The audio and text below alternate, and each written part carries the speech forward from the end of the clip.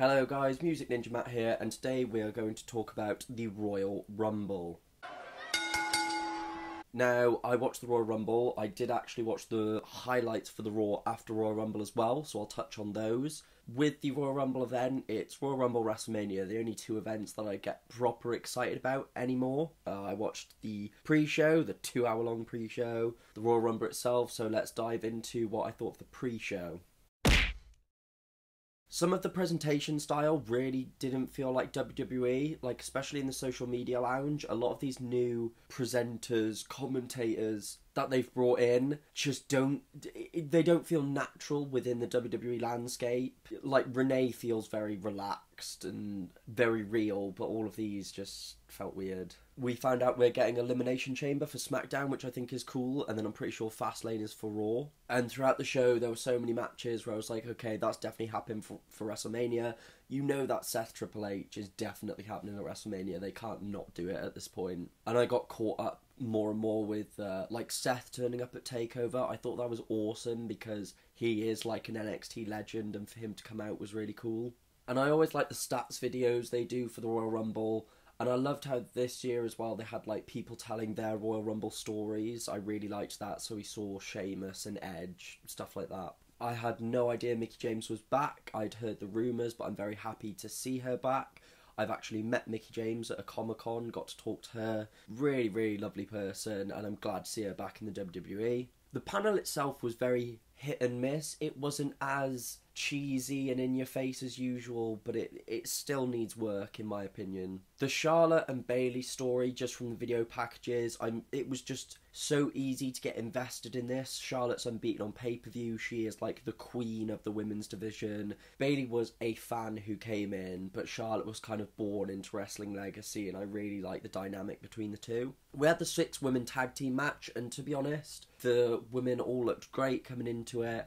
Was really shocked Naomi got the win, because I've said before, Naomi at one point looked like she was set to be the next sort of champion. She got injured and then she just kind of didn't do anything, and I'm hoping now she'll get a shot at the title. Looking at the build up towards Kevin Owens and Roman Reigns, Jericho, just with the shark cage, with everything, he's just so funny and just so brilliant with everything he does. This is definitely the best Chris Jericho has ever been. I found it funny when he was talking about him being like a sexy piñata and a cloud in the sky, and just, it's funny because how do you not break a smile? Like, how does Kevin Owens not crack up when Chris Jericho is just blurting out all this random crap? I finally started to warm up to Cesaro and Sheamus as a tag team. They do work well together. Sheamus comes across as a lot more likeable besides Cesaro. I found it weird that they had the Swiss 1-9 as a move. I was just, don't do that. The idea of having the second ref was an interesting one, and it's something where I'm like, this is how it should be officiated anyway, realistically. But the club finally got the win, and I've been saying for so long that you just need to pull the trigger on the club. I think the club should have been the ones to beat the New Day. I don't know why we had to have Sheamus and Cesaro in the middle, but the club are finally champs, and it does kind of make you question what's going to happen between Cesaro and Sheamus. We had the social media lounge with Dean Ambrose, and it's probably one of the best social media lounges I've seen, just because of how none of Dean's answers were serious. He wasn't like, oh, I'm going to go out there and I'm going to blah. He was just so funny, so relaxed and cool and calm in there, and just really enjoyed the whole segment. The match between Nia and Sasha was incredibly quick. It was pretty much a squash match with Nia winning, and I think this will lead to Sasha becoming heel and feuding with Bayley, I think. We found out that Seth Rollins is actually banned from the Royal Rumble event in general. He wasn't going to be in the match anyway, but there we go. And just the last things from the pre-show, I found it very strange how they were kind of ripping into Sami Zayn. It felt like the panel was just kind of laughing at the thought of Sami Zayn winning the Royal Rumble and being effective, and I didn't really like that. I wanted HBK to be in the Rumble because of the fact they were like, oh, we don't know where he's gone, oh, I wonder where he's gone. And I was like, oh, maybe he's gone backstage to get ready. But then obviously he came out, cut his little promo to get the crowd hyped, but I was still like, maybe he'll be in the Rumble. We had the main show, obviously, next. Bayley came out, she hit a sweet elbow at one point. This whole match just had not only a lot of like emotion and feel behind it, but it was a big match feel, great opener. We had some great false finishes. We had stuff like the moonsault reversal where Bayley got her knees up, and false finishes are always fun at a pay-per-view unless they're done too much. And it ended up Charlotte winning after she hit a move on the apron, looked really good, really painful, and she's now 16-0 at pay-per-views and title matches, which is nuts. We had some advertisement again, stuff like don't put like literally they're mid-conversation and then they go, and you can watch Hulu, and I'm like, stop doing that. And this WWE Champions game I was really excited for, and then I looked and was like, it just looks like Candy Crush. But you get to watch a match as you break blocks. I need to try it out. It looks really weird. I hate Roman Reigns, but I did like how when Kevin Owens threw the top of the table at him and he just caught it and threw it back at him, and he just was like, what an idiot. I did think that was quite funny. We had the huge frog splash through the table, Roman Reigns getting put through the table. That was really brilliant and actually looked really brutal. We had the brass knuckles moment, which I really enjoyed. Surprised that wasn't the finish in a way. The whole chair spot, he built up all the chairs, and I was like, that's going to be a brutal moment. But the fact that Kevin Owens just kind of fell into them, to me, was a bit lackluster. And we had Owens ended up retaining because Braun came in to interfere, and I was Braun came in because he doesn't really like Roman Reigns anyway, and I was fine with it. Little bit upset because I just want Kevin Owens to be able to pick up some clean wins and not look like he needs help all the time. We had that really awful Enzo and Cass KFC advert. I don't like when these WWE superstars that's supposed to be these badass fighters, athletes, and they do cheesy adverts like this, and it just takes me out of it. I liked the backstage segment with Sammy and Dean, where he was like, Dean opened Sammy's number for him because Sammy was too nervous, and then he's like, 8. Wait, it was upside down.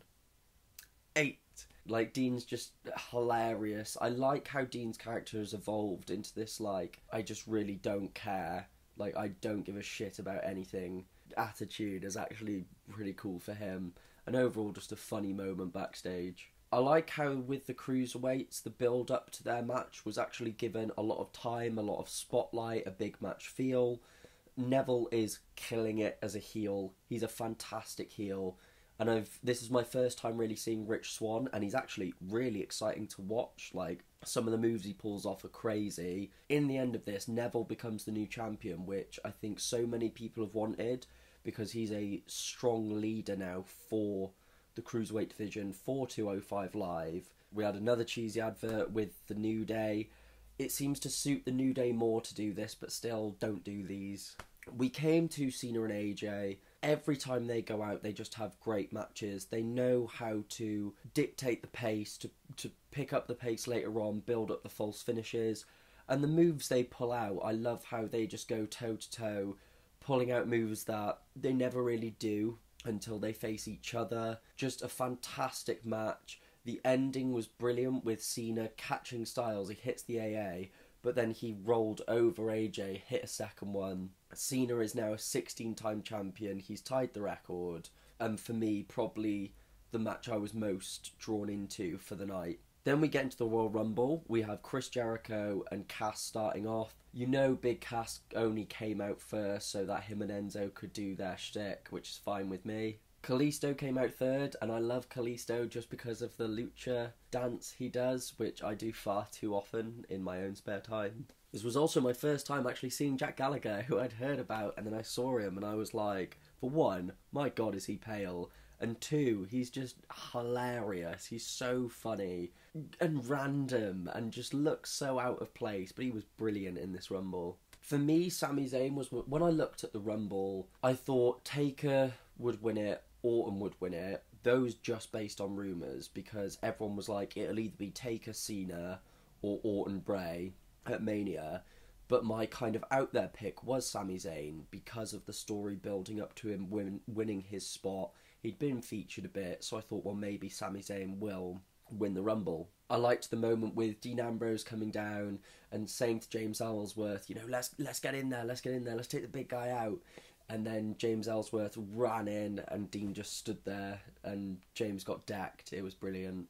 I find it interesting as well, Miz still using Daniel Bryan's taunts, and I'm really hoping they do have a match at Mania because of where Miz is now, how much people have got behind him lately. A him and Bryan match would be great. Speaking of Miz, Big E came in and spanked Miz, which was really weird.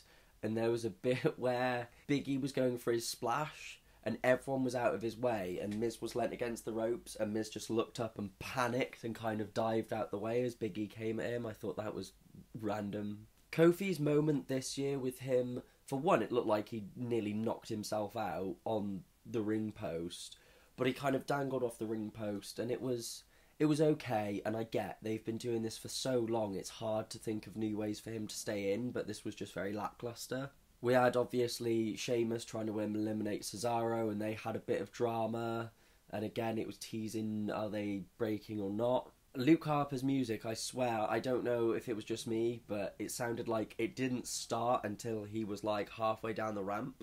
We start getting towards the end of the Rumble, we have people like Taker, Goldberg and Brock come in, things start picking up, it gets more exciting. Goldberg eliminating Brock was crazy, because that's twice now that Goldberg has embarrassed Brock. Brock could be the nicest guy in the world, but to me, Brock Lesnar's the kind of guy that's like, I want to look strong.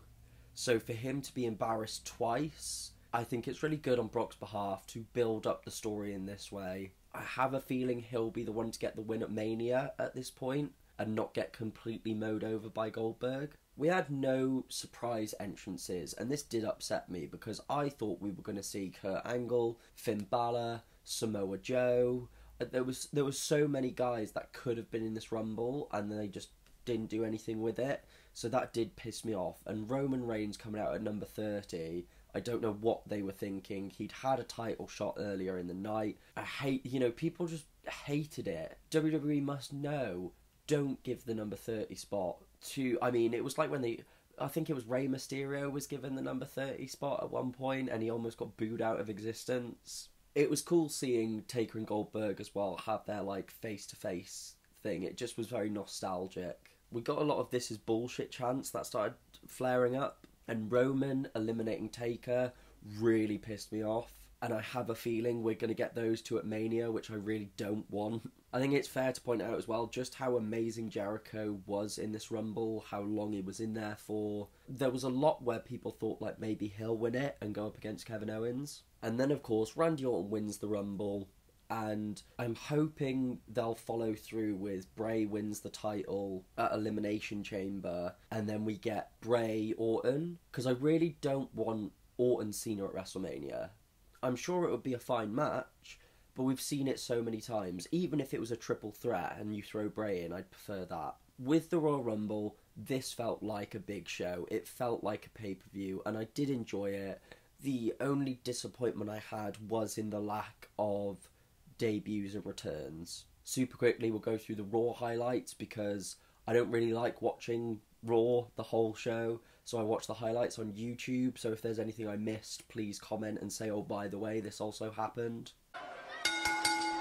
Sami Zayn got a win over Jericho, which is awesome. It's a big win for Sami, and hopefully he'll get a United States title shot out of it. Braun came out and said, Kevin Owens, you promised me a title match if I helped you, so I want my title match. And it was adding more to the story. Thought that was brilliant. Mick Foley comes down and says, yep, that's going to happen. Watching the cruiserweights on Raw, part of me feels like they're not given enough time particularly. I basically feel like 205 Live should be the only place you can see cruiserweights, because they feel like they're being wasted on Raw. I'd prefer they have their own show, their own spotlights. For the big pay-per-views they can join, and then why not do with NXT, so you can have 205 Live shows, pay-per-views. We had Seth and Stephanie kind of confronting each other. I loved how Seth kind of started off by being very jokey around, making sex jokes about Stephanie and all light-hearted fun.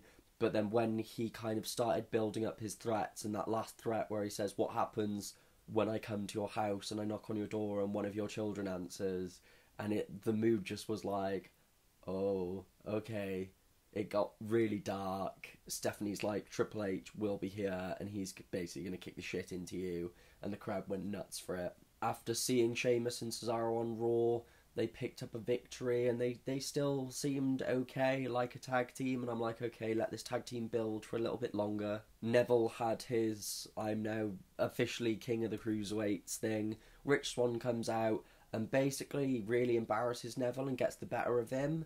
But you can't help but think, like, where was this last night? Why are you all of a sudden able to kick Neville's ass? I liked how when Braun came out, he put Jericho through the table. He was like, no, I'm not trusting him, puts him through the announce table. Braun versus Owens for the championship, and Reigns comes out and ruins it. And I'm like, fuck off, Reigns, just fuck off. Goldberg versus Brock at Mania, confirmed at this point, which is brilliant. It seems like Sasha Banks may have a big knee injury, and I hope they build this into a decent story. We had Enzo and Cass picking up a win, which for me was the highlight. I was like, I really don't care, to be honest with you. And finally, Samoa Joe arrives on Raw and beats the hell out of Seth Rollins. There's a lot to like about this because Joe's finally on the main roster. Would have preferred him on SmackDown because SmackDown's really lacking some star power and could have used somebody like Joe. And why couldn't Joe be in the Rumble? Why couldn't Joe be number 30 if he was going to arrive on Raw? So yeah, Raw seemed pretty decent from the highlights I watched, but usually Raw is at its strongest the night after a big 4 pay-per-view. Overall, I'm very excited leading into WrestleMania now. Not sure if I'll watch Fastlane and Elimination Chamber. I might just look up the results. Definitely going to watch WrestleMania. Royal Rumble was a good starting point for it. So, brilliant. Guys, go down into the description below. Check out all those links to Facebook, Twitter, playlist, competition news, all that good kind of stuff. Please like, comment and subscribe. Really helps out the channel. And I will see you in the next one. See you later.